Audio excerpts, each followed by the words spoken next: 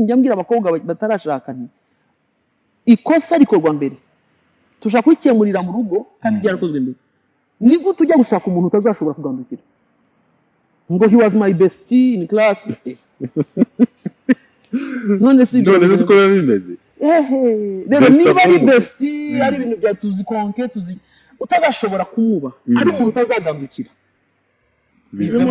bivemo mujye muhura hariya mukubite amacesi mutahe umugabo ugiye gushaka umuntu atazashobora gukunda biri milele bitari irari kuko irari no gukunda biratandukanye.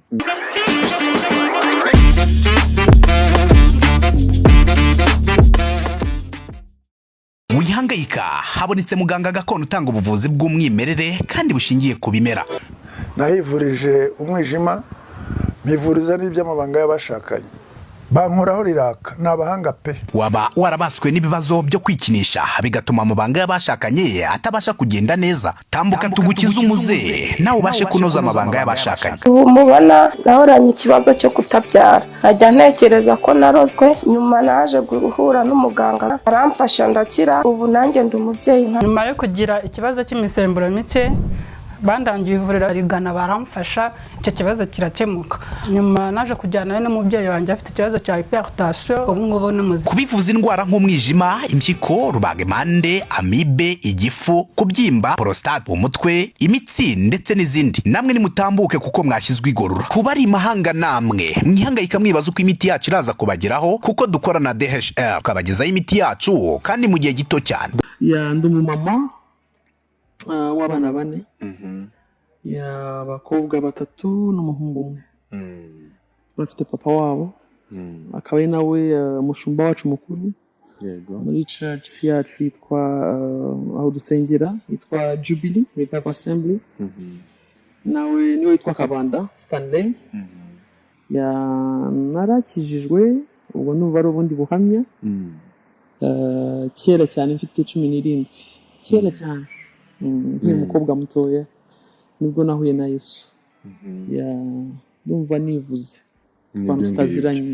Ni gute rero uyu murimo wawinjiye wavuze ko wakijijwe ukiri muto, nabwo hari impamvu wakijijwe nubwo wenda utabideta ariko hari impamvu uburyo wakijijwemo gatoya hanyuma n'uburyo winjiye muri uyu murimo. Ya uburyo nakijijwemo gatoya ni nabyita yari mu rurimi rw'icyongereza ni encounter nagiranye na Kristo, byari joro cyangwa urimo buracya. Nari umuririmbyi hanyuma ndataha urimo buracya, yari ya weekend urimo bajya nka saa 9 gutyo n'iminota nibwo nahuye na Kristo mu cyumba. Ubuhamya burebure ahari ariko ya nahuye na Kristo mu buryo budasanzwe. Nasanze Bibiliya mu cyumba, twari dufite umukozi witwaga Minani yari yasize Bibiliya ye akora mu cyumba itsigaho. Ntashye icyo gitondo urumva nari mvuye nawe abantu bari muri iyo myaka nsa n'ubuzamo ibitotsi, iyo nsomye ubundi mitangira gusinzira, hari ukuntu gusoma bizana ibitotsi. So ngiye gufata ya Bibiliya nibwo natangiye gushakisha inkuru ya Abrahamu wabyaye akuze nkazi nahiri, nza kugwa ku byanditswe bikomeye cyane muri Bible byakoze ahantu ntashobora gusobanura. Cyanditswe cyaravugaga ngo aho nasomye muri Bible byahishuwe ngo kuri uriya munsi w'urubanza ngo Yohana aravuga ngo ngiye kubona mbona abantu bavuye mu ndimi zose n'amahanga yose bahagaze imbere y'intebe y'urubanza rwa Kristo. Icyo kintu cyakubiza ahantu ntashobora gusobanura ngo nuko abacira imanza zikwiriye ibyo bakoze.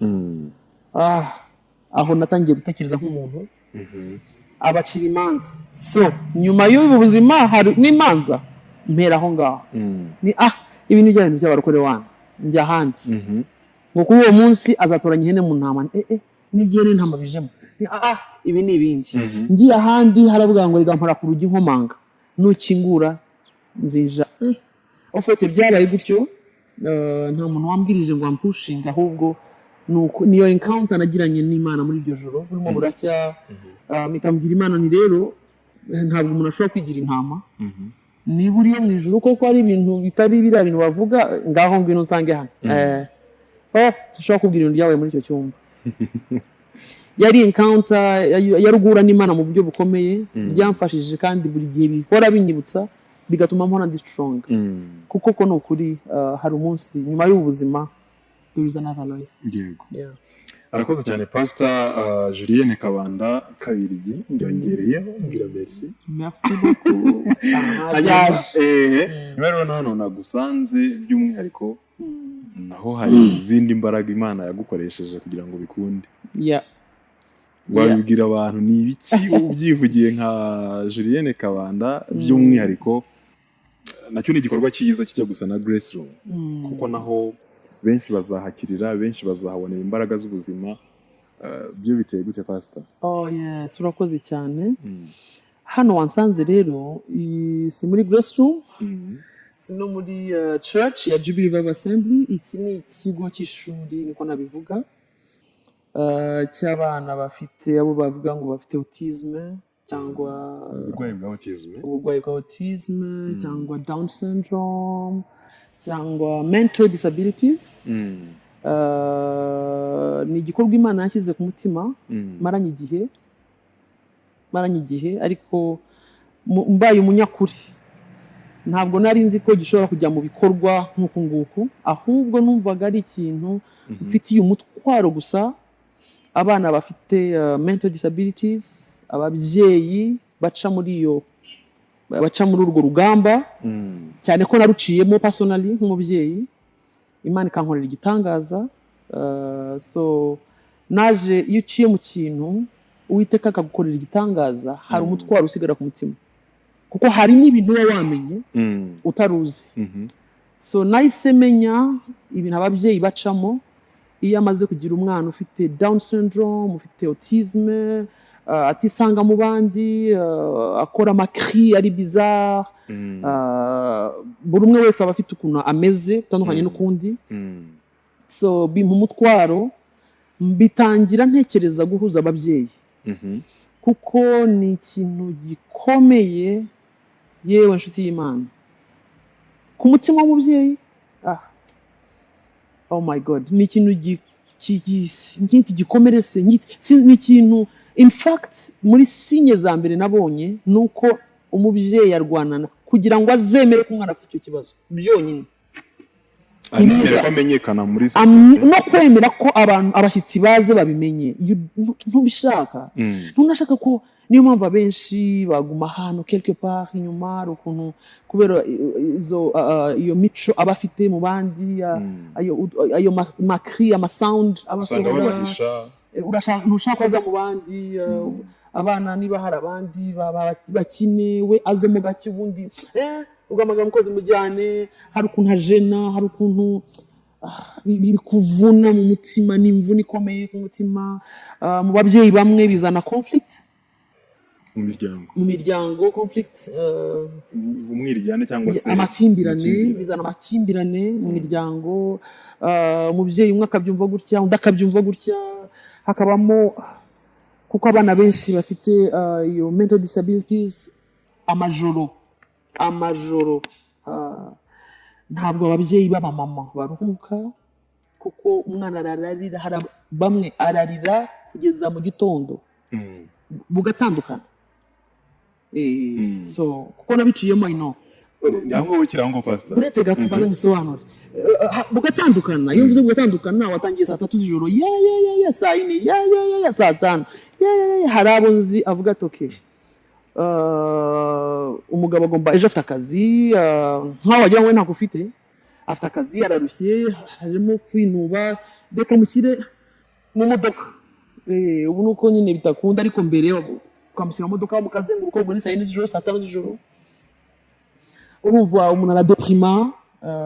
Hazamo abaturanyi sometimes bagahamagara uwo mwana yabaye iki cyangwa bagaseka ese umwana yabaye ese nyina ntabaho.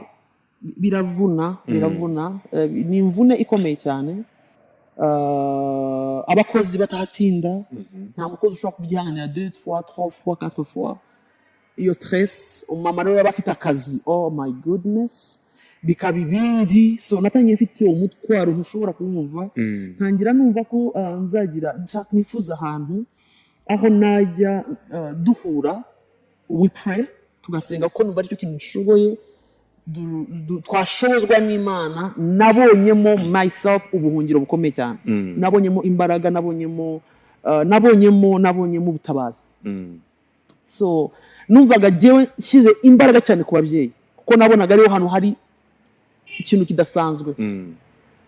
Nyuma rero hashize amezi ndabyibuka neza ni muri iyi covid nibwo mu by'ukuri ntabwo bikunda kwitirira ikintu Imana kitari cyo, ariko for this ndi très sûr ko ariyo, kuko iyo bitabayo mu by'ukuri sinagutera intambwe yo gutangira High Hopes ari ryo shuri ryabo. Kuko numvaga mfite umurimo mwinshi cyane, imirimo myinshi, ibiterane byinshi, ibintu bitandukanye. Muri Grace Room there is a church, hari urugo, hari n'indi mirimo ntavuze hano, ariko nkumva so ntabwo byari kuza vuba. Numvaga nzajya tugira igihe mu mezi 3 tugahura nk'ababyeyi, numvaga mfite message ku babyeyi bikagarukiraho. Hanyuma ijoro rimwe sinzabyibagirwa, nibwo iyo ni témoignage ndende, ariko Imana yaransanze imbwira ko ngomba gutangira guhuza bano bana bakiga ariko hakabaho no kubereka Imana yo mu ijuru. Hanyuma nkiraho of course ndibuka umuntu nahise nsanga ni umuntu ufite iri shuri nawe ari naho abana banjye bato bajya kwigira muri Silver Bells. Ni ishuri ryiza cyane riri Kimironko.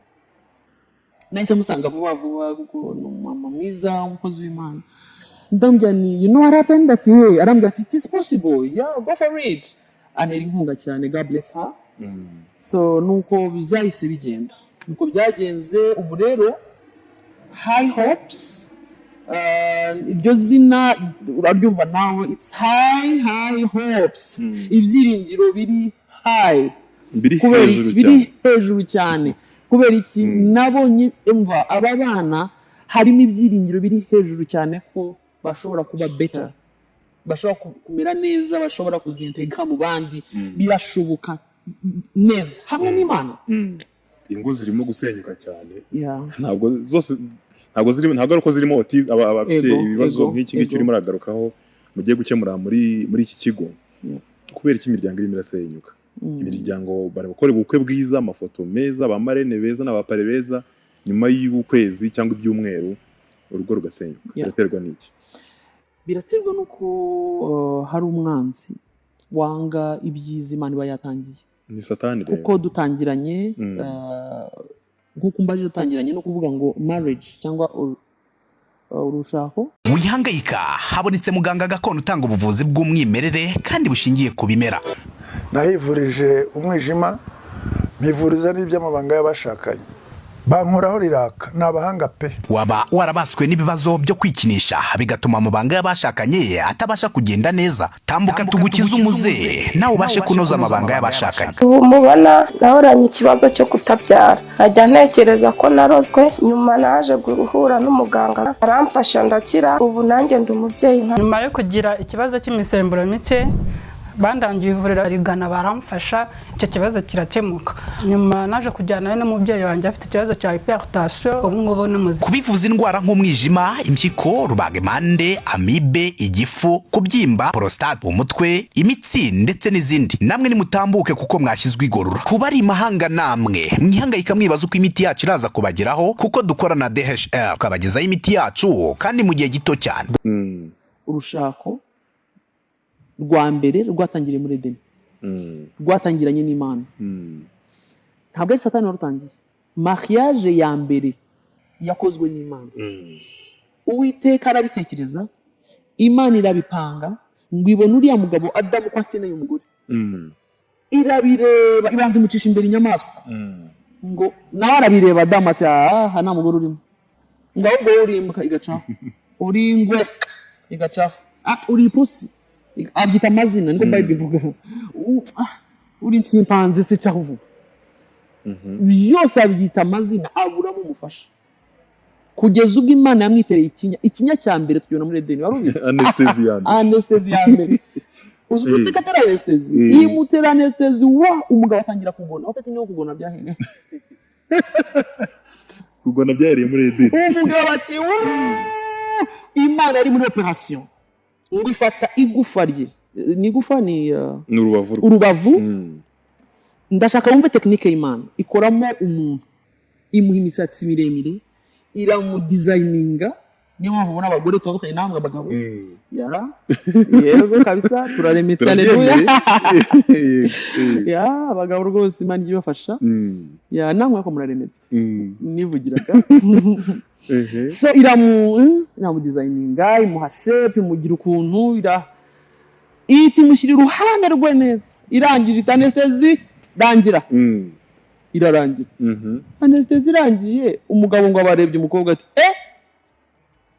urakagufa ko mu magufa yanjye urakara ko mu mara yanjye uzitwa umugore kuko wakuwe mu mugabo yabibonye he ko yarasinziriye ubikuye he ko wari mu kinya urumva byahereyemo imbere Imana yakoraga operation ariko mo imbere birimo so urugo rwa mbere ruratangira naho abantu bajya bakoresha ijambo ngo imitoma I'm sorry to say ariko niko babivuga niwe muntu wa mbere Imana yaremye wayitangiranye in fact arabishaka bose Adam akara ko mara yanjye turi mugabo yari abo buse ko bavuga ibintu ngo ufite amazi nk'aya matara y'imodoka nk'aya ko amaso y'umuntu uranye n'ay'imodoka ngo nk'ayinyana inyana birumvikana ireba neza ariko hari ibintu bavuga rwose kumva ngo nk'inyenyeri yo mu ruturuturu yayibonye igatwa byemera natwe ati wakoze merci chérie uri inyenyeri yo mu ruturuturu akago etage yes so urugo rwa mbere ruratangira Imana ikimara gutangira urugo rwa mbere itishyiraho do's and don'ts ishyiraho ibintu ngenderwaho urebe ukuntu Imana ifite gahunda iravuga ngo bagabo ngiye kubaha ibintu muzakurikiza 1 2 3 4 5 bagore 1 2 3 sigewe nyirugo sigewe witangiriye umushinga reka mbyite umushinga shizeho ibyo abagabo bazakurikiza shizeho n'ibyo abagore bazakurikiza ni mu bikurikiza uyu mushinga natangiye uzaba successful ni mu bikora ni mu bire umugore afatira aha umugabo afatira aha ufate kubyo naguhaye n'umugore afate ibyo namuhaye nahagarara mu igori rye n'umugore agaragara muri rye muzaba successful kandi simaze igihe kinini nshatse ariko igihe maze 17 maze kubona rukuri yes nukuri 100% iminsi irahinduka technology kaza ubwenge bukagwira ariko ibyo Imana yavuze ça ne change pas ntibihinduka ahubwo ko imyaka igenda haza ibintu tugasirimuka n'ibindi tukibagirwa nyiri company nyir'umushinga job description yaduhaye turica akazi iyo tukishe habaho kugongana tugasoreza mu rukiko divorce kubera iki reka nguhe nk'urugero rumwe muri bya bintu yavuze bigomba gukorwa ku mugabo hari ibyo yavuze no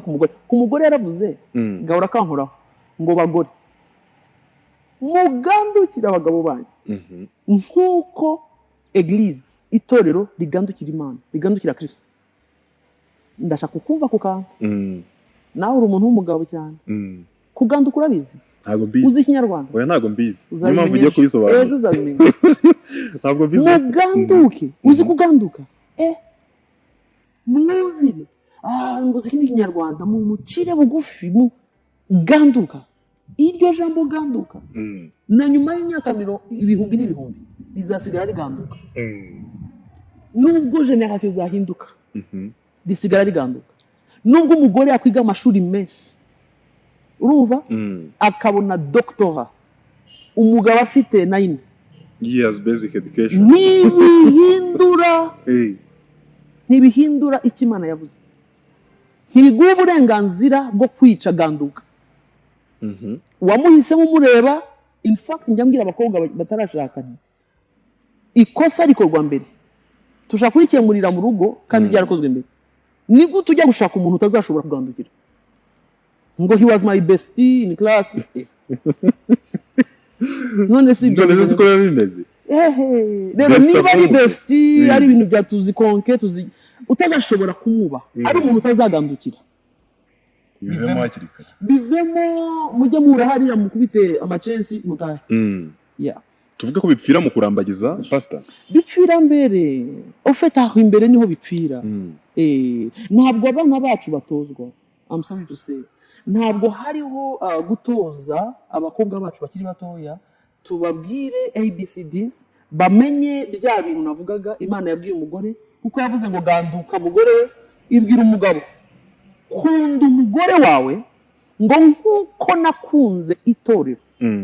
Umva nkaryitangira nkari kuyakuya nkaripfira ngo kugeza ubwo nzabyishyira.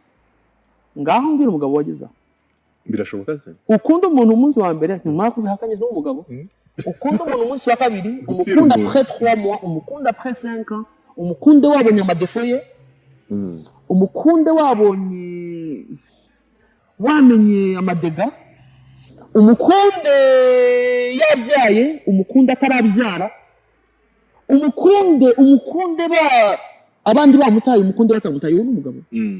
Nicyo kintu cya mbere yavuze mukunda ba mbega umugabo ugiye gushaka umuntu atazashobora gukunda biri milele bitari irari kuko irari no gukunda biratandukanye. Bino umuntu acyati bino mugira umukobwa ngo utiki dore ko yakuguru ntabwo ari ibyo. Simvuga ibyo ndavuga true love urukundo. Rero habayeho gutozwa abantu bakamenya ibi n'undi akamenya biriya akamenya. Ntekereza ko divorce zagabanuka abantu bajya gushaka harabayeho kubanza kumenya ibintu by'ibanze ariko ubu turahura tugakubitanya muri mariage soit twese twambariye umugeni bakanda umukobwa uri hariya bati yes twinjije tukora dance mukayikora mukomerezaho ugatahana ka nimero. Nimero y'iki murangiza gutegura bwije ati twatahanye ariko n'undi ko ati ngo deplace ati akamudeplace amudeplashije akaguma yati wanenda bigakomereza. Can you imagine?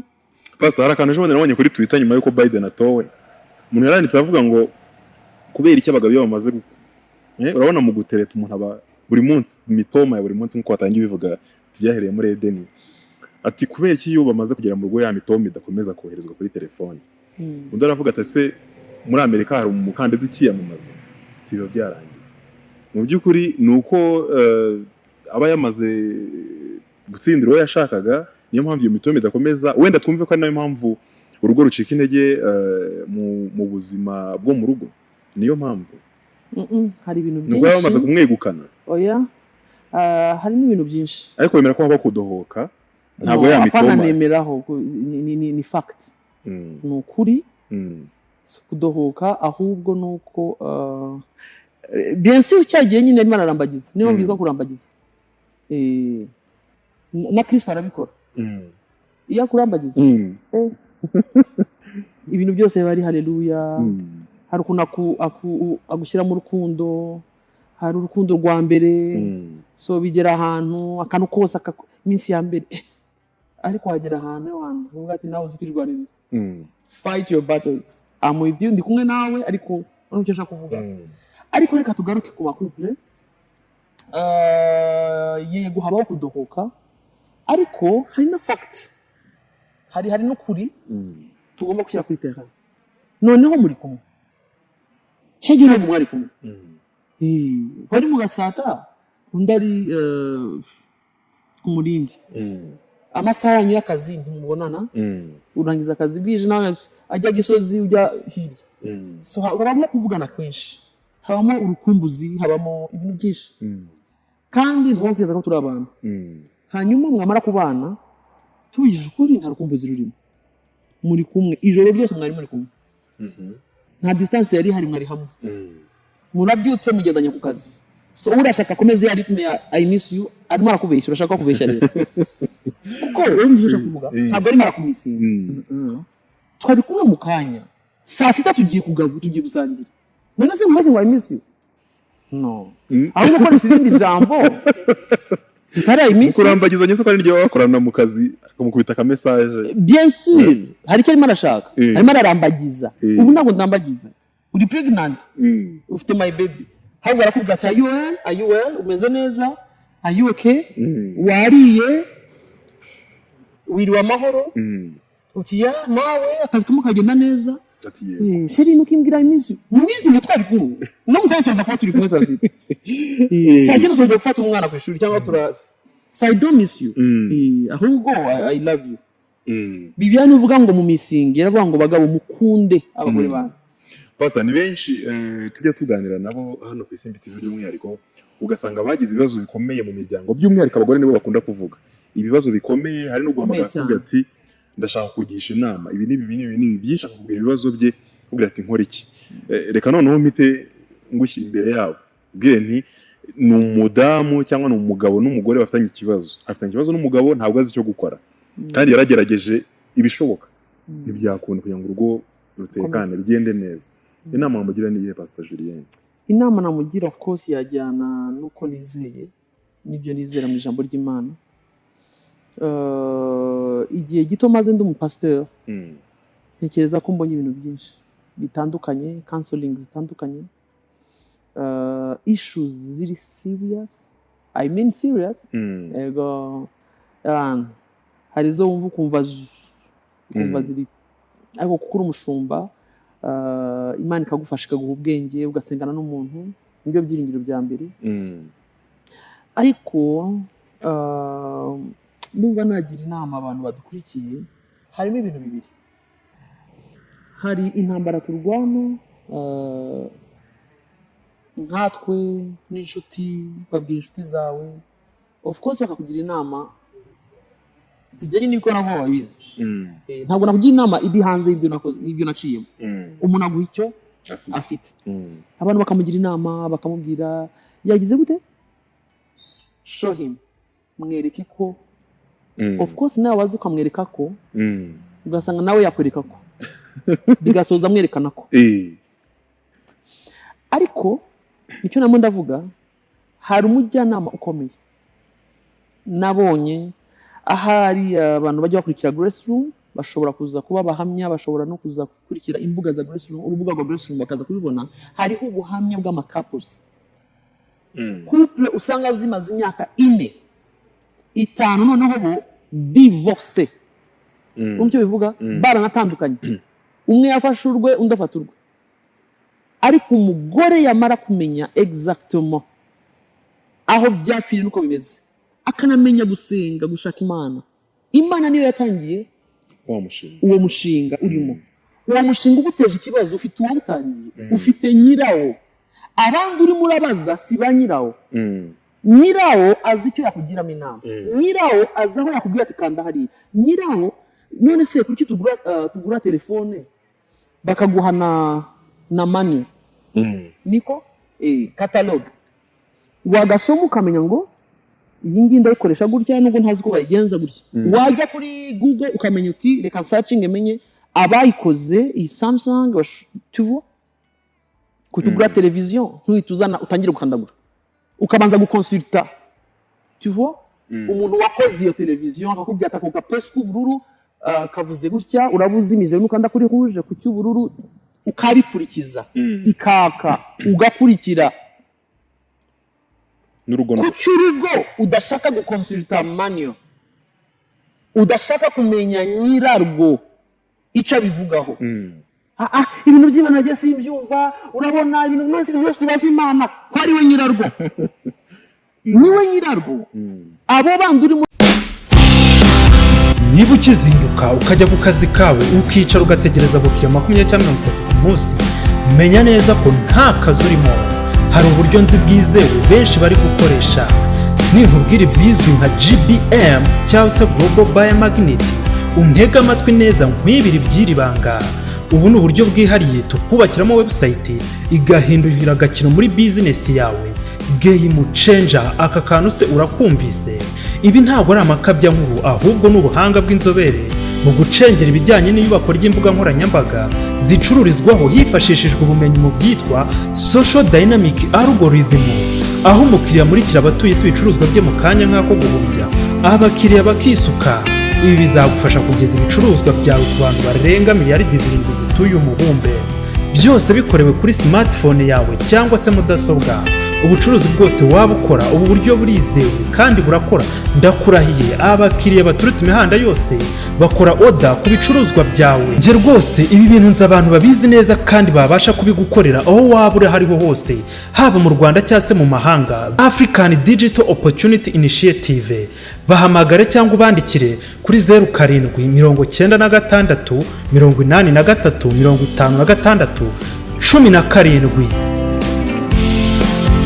Urabaza abakansalazi n'abaki ni ngombwa barakugira inama muri depression, wagize depression n'ibindi, ariko sibo banyiri umushinga. Par exemple, ubutwaye nk'ubu ugize ikibazo cy'imodoka, ufite Toyota igize ikibazo, ntidufite ahantu hari abakanishi se, ntuyigena bakayikanika, akajya hari n'igihe bananira, njya mbibona atari ku mada sinzi, reka turebe bapanga bashaka ariko baza abantu bari mu bihugu hari inganda bajyanira akamodoka katoye turebe c'est 3 secondes, yego bafite na machine zitazibona ifite ikibazo hana kuko ugeze ku ruganda kubakoze iki Toyota batabwa ati kuri hako kandi hindura ka kuko ni machine itibereka ati ifite hana niyo baguhaye pièce ubuzi ko iri new. Okay. Ni new, ni nshyashya, mbega baguhaye icyizere, irasohoka bakubwira ati nubwo ishoboye kugenda wari utakemuye byose bahita banayirega bati ifite ukagenda ubizi ngo buriya imodoka nyine ntwayifite kuko wageze ku ruganda, ariko ntabwo umukanishi yayirega byose. Yarabyize azi kwikanika, ayijyanye munsi akayireba, banazi ko tukazigendamo, ariko ntibameze nko kwigerera ku ruganda. Urabyumva none? Yego. Kansala yamfasha barabyiga, inshuti zanye twiganye bazamfasha, abadamu bafite ukuntu bajya bahura imigoroba y'abamama bamfasha, bakambwira ati ibi byitwaremo gutya, ihangane, niba hari ukuntu arimo aragendana n'umukozi wawe bigire gutya ya. Ariko naramutse ngeze ku ruganda ngo ntabwo ari bumbwire ngo bigire gutya, icyo bambwiye kimwe kiraba ari icyo. Yego. So dufite ubuhamya bwinshi kuri Grace Room Ministries, abantu bageze ku ruganda, yego, bakareba nyiri umushinga wa mariage. Ndakurahiye nyuma y'imyaka 7 ibintu bikasubira mu murongo. Pasa tugana ku musozo, nsigaje ibibazo 2 gusa ariko bigufi. Tugifatiye nanone kuri iki ngiki cy'umuryango cyangwa se by'umwihariko umugore wibarutse umwana ufite icyo kibazo cya autism, muri make nibihe bikomere ahura nabyo mu muryango we bwite ubwo no hanze, hanyuma banatubwire muri rusange ibikomere abantu bahurira nabyo mu mushako mu buryo buhinnye. Ndabizi ni ibintu birebire, ayo n'amasomo maremare umuntu yatindamo, ariko ibikomere birahari byinshi. Sinigikomere, sinzi ukuntu agisobanura. Hari iyo niba gita trauma, niba sinzi ijambo nabiha, ariko ni ikintu kitari cyiza kumva ko biterwa buri mwana yimanifesta mu buryo butandukanye. Ntabwo buri mwana wese ari ibintu bimwe ngo umwana wese ameze afite izisinye, ariko buri mwana wese manifesta mu buryo butandukanye. Hari nk'udashobora kuvuga burundu, hari kubagana ubona ko biri abnormal, bidasanzwe. Niyo mpamvu yo kumusiga mu rugo byagize ababazanye, baba bafite aba daycare babitaho, umwana arimo ariga, ari bugaburirwe neza, ari bwitabweho, ari busengerwe, ari bubone ibintu byose byangombwa. Umubyeyi akaza akamufata nyuma y'akazi cyangwa ikigo kikamugereza umwana mu rugo. Ibyo byose dushobora kubi high hopes ishobora kubikora. So ibikomere biratandukanye. ni byinshi urabyumva nawe navuze bimwe na bimwe kutumvikana n'uwo mwashakanye ntimubyumve kimwe kumva ko spendingaho amafaranga menshi bamwe bageraho bumva bashaka kumuvuza hanze yumva ko ari uburwayi bamwe bavuga ngo hari umutsi runaka tujye kumuvuza hanze ese ubundi turamuspendinga mu buryo bumwe ntabyumve n'ubundi turashyiraho amafaranga hanyuma undi akarira no so bitera ibikomere bitandukanye n'ibyo by'inshuti umuryango ukumva ko wabyaye babyita umwana utuzuye kuvugira mu byongorerano n'ibindi so ni igikomere noneho cya mbere byonyine kumva ko gusa you have that kid urabyumva yego ya ndumva ibikomere birahari bitandukanye ibyo mu rushako muri rusange ariko mu ijuru hari Imana ayitari mu ijuru hari Imana no ibyo mu rushako ni indi topic umuntu ashobora kurukomerekeramo ntabwo baba babyumva cyane ahubwo bikomeye cyane nanone biterwa n'ukuntu umuntu abifata abantu bafata ibintu mu buryo butandukanye hari ibinanira umwe kubyihanganira undi ugasanga yarabishoboye hari undi usanga mwahuye na bimwe ariko ujyewe nzi umuntu wageze ubwo akagira reka mbivuga mu izina akagira diarrhée iri abnormal idasanzwe agatangira kwivugisha akajya ku muhanda agatangira urabyumva ibintu biramurenga ntiyumve ko bishobora kumubaho ibyo arimo arabona ntiyumve ko papa w'umwana we yakora ikintu nk'icyo cyangwa mama w'umwana we yakora ikintu nk'icyo nk'ubu dufite umuntu muri Grace Room wankozeho cyane yagize accident ari umugabo ajya mu kazi agira accident ikomeye cyane imukuriramo ubumuga aramugara hasi yaramugaye kabisa amaguru amara amezi 8 mu bitaro bamuvura bafite abana 5 ariko wumvise ibikomere umudamu yamuteye biri ntabwo bisanzwe byageze ubwo atabana mu nzu agatuga afite imyaka 3 ngo yabonye undi musheri umugabo arategereje ko ungemurira mba hafi ndi mu bihe nkeneye ya care abana ntibabona papa urumva ikibazo akubitana n'undi musheri ruraka abwira landlord nyiramazu ati nawe uri umubyeyi ndebera abana papa wabo nakira napfa uzabimbwira uruvye kintu so Grace rumirahaguruka itangira kumwitaho no ako ndashaka kumva icyo gikomere navuganaga n'umugabo nshaka kumva just kumukansolinga n'ibindi kumufasha ariko akagira hagati ukumva ijwi ribaye bloke nkahita mbimenya nkamureka kuko ngo yumvaga ari ikintu kimufashe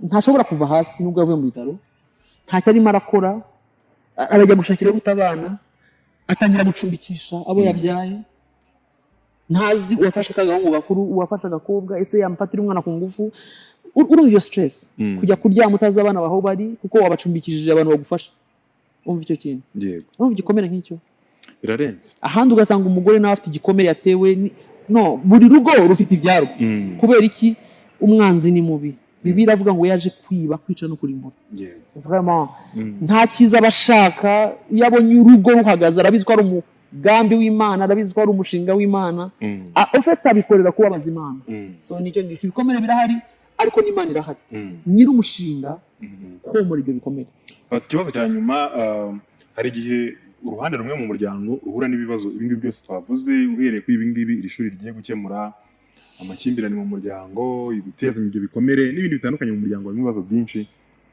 umwe akumva yafata umwanzuro wo kuruvamo cyangwa se kujya gusaba divorce kuri wowe inama ikomeye wagira abantu ni yuko mu gihe byanze wigendera ni yuko ujya gusaba divorce ni yuko usenga ushobora gusanga kuwe ku ruhande rwawe nk'umugabo ubishaka ariko umugore ntabishaka waretse wowe ibyo ngibyo by'Imana yawe mugende nyine kwigendera nk'uko nawe bivuze gutyo niki cyo gukora mu gihe byanze mbajije ikibazo kigoye gusubiza kubera ko icyo umwe yahuye nacyo sicyo n'uyu arimo arahura nacyo sinacyo ndimo ndahura nacyo sinacyo n'uyu arimo arahura nacyo